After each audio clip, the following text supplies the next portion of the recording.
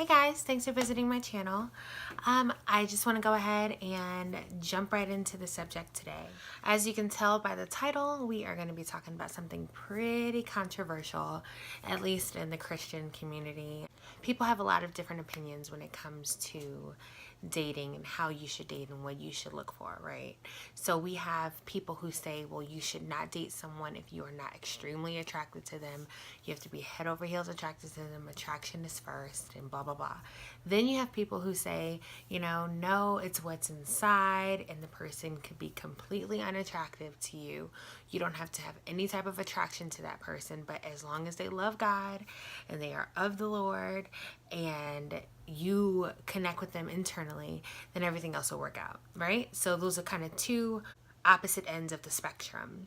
So I want to kind of get into something that's kind of hitting right dead in the middle, and it's completely opinion, of course. It is no right or wrong here, but I just want to kind of speak on my experience and what I've been through and what I've learned and all the different types of stories that I've heard that may kind of help you if you find yourself in this situation dating and not really knowing how to kind of gauge the process. So let's jump right into it. Okay, so really quickly, I want to go ahead and give you a story, a very recent story. I was actually approached with yesterday by a friend of mine, and basically she opened the conversation with, hey, I want to show you these two guys and tell me what you think. So they were like Facebook profiles, and she showed me both profiles. One was a guy who seemed really decent. He wasn't extremely like drop dead gorgeous in a traditional sense, but he wasn't ugly or unattractive. He was just kind of like a good looking guy. He seemed wholesome. You can tell a lot by someone's Facebook profile, right? So he seemed wholesome. He had a child. He was taking pictures with her, that kind of thing. Then she showed me another profile of another guy who seemed less wholesome. He seemed more like of himself and kind of like a little self-involved. He was taking a lot of selfies. He was really, I guess what you would consider fine, right? Like, oh, he fine, that kind of thing. But there was something about it that I was just like, that was kind of like sketchy, like, I don't know, right? So I told her exactly what I just told you, exactly my feelings on it. And she kind of laughed and was like, how did you get all of that from their Facebook profiles? And that's kind of the first thing I want to talk about. I'm not saying go and looking through Facebook. That's not the story. That's not the moral of the story here. What I'm trying to say is you can trust your inner instinct, right? So we all have it, and we all have that gauge that we use. Now, let me just say this. I am not saying that fine men are less than, or they don't have morals, or they're all dogs. That is not what I'm trying to say here. I am speaking to the woman who is caught in between, trying to figure out, okay, I have this guy who looks good. He's not considered my type. He's not considered someone that I would be head over heels for, but we have good conversation. He's cool. I'm getting good vibes from him, but he doesn't give me those butterflies. You know how they say you can't judge a book by its cover? Well, sometimes it's not true. That applies in many instances, but a lot of times you can judge a book by its cover. And so there's things that you can look at a guy and you can just tell from them by how they look, how they dress, how they present themselves, how they talk to you, eye contact, things of that nature. So you're not necessarily judging the book by its cover. You're judging the book by what it's giving you and what you're reading from the first few pages. And sometimes the first few pages can tell you whether you're going to like this book or not. He may be someone who loves attention. He may be someone who loves being admired and sought after. And to me, that's not a kind of guy that I want to marry. That's not someone who I consider husband material, right? So let's go ahead and judge books when we get them by the first two pages. Probably not the cover, but the first two pages at least. Let me just say this. I have my cats in here and they are going bonkers. I have two little kittens. Here's one, but please forgive them. So we tend to go with the guy who appeases our flesh. We tend to go with the guy who gives us the butterflies, who we have a list of who we want and what we want them to look like and what we want them to have and what we want them to be. And as soon as we think we found that, Our flesh is like, we have butterflies. We're thinking about what our kids are going to look like. We get so caught up in the outer appearance that we tend to ignore what really matters. Another example of something that can appease our flesh and blind us from the truth. I'm going to be real. I used to like cars, and I still like cars, but I used to really be attracted to a guy in a nice car. That's just plain and simple. I'm being real. I loved nice cars. And so, like, I would literally be out with my friends partying, whatever. This is BC, of course. I'd be out with my friends partying.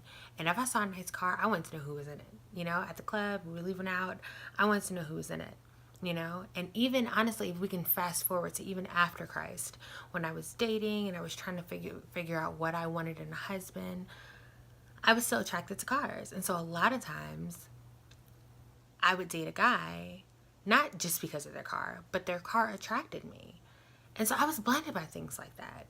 This other thing is probably the biggest thing. And unfortunately, we fall into this trap.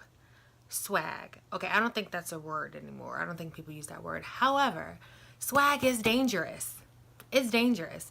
Okay, another disclaimer. I am not saying that if you find a guy who has swag, he's the devil. I'm not saying that, but I'm saying let's be real. How many times have you met the guy that was swagged out and he was a player? How many times have you met the guy who just had something, you couldn't figure out what it was, and that guy messed you up? He messed you up. He was talking to other girls. He cheated on you. He didn't treat you well. Whatever the case was. That swag is not always a good thing. Let's stop being so fleshly driven. We don't have to be that. We are children of Christ. We have daughters of the Most High. We don't have to be like the world. And so we got to stop finding ourselves in the same situation as the world finds themselves in, because we are all looking for the same thing. Someone gave me a perfect example. I believe it was Sarah Jakes Roberts, when she said the definition of holy. And the definition of holy is set apart, different from the rest. Set apart and different from the rest. Now, that's not the full definition of holy, but she was trying to make it clear for those who might be, a little turned off by the word holy. When we say we are holy, it's not holier than thou. It's not, well, I'm holy and everyone else is beneath me, or I do nothing wrong. But holy means I'm set apart. I do not look like the world. I do not do what they say. I don't practice the things they practice. I look different. I am set apart for the Lord. I do things differently. I act on things differently.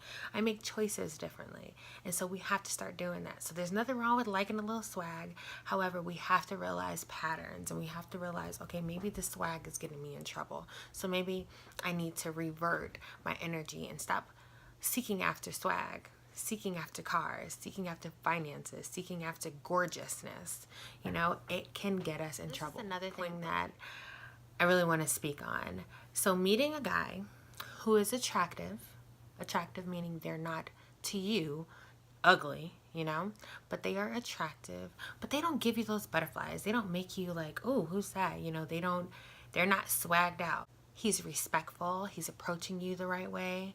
He may not even be approaching you at all. Maybe he's very slow to act, and he's kind of like, gauging whether the Lord wants him to do something or not.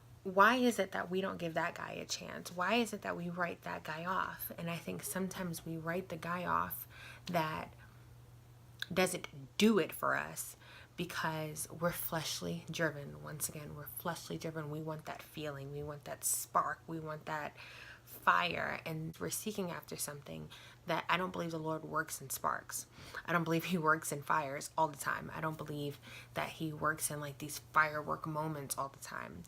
God can be very subtle and intentional, and it's very important that we are led by the Lord and not by our flesh. All right, so if you've gotten this far, if you have not turned off the video, if you feel like I might be speaking some things that are making sense, or you're just waiting to see where this is going to go, I really want you guys to comment down below your answers.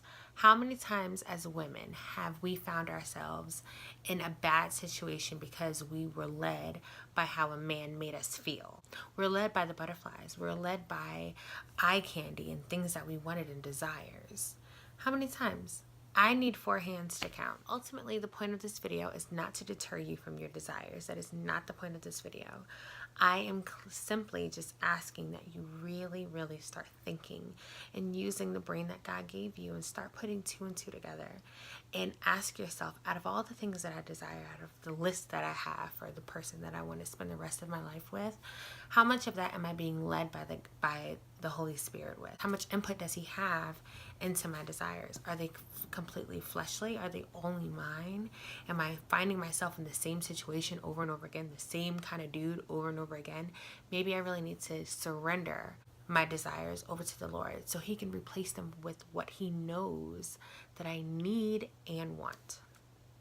So that is it. That is all I have. Thank you so much for watching. Please subscribe, share, and I will see you guys next time. Bye.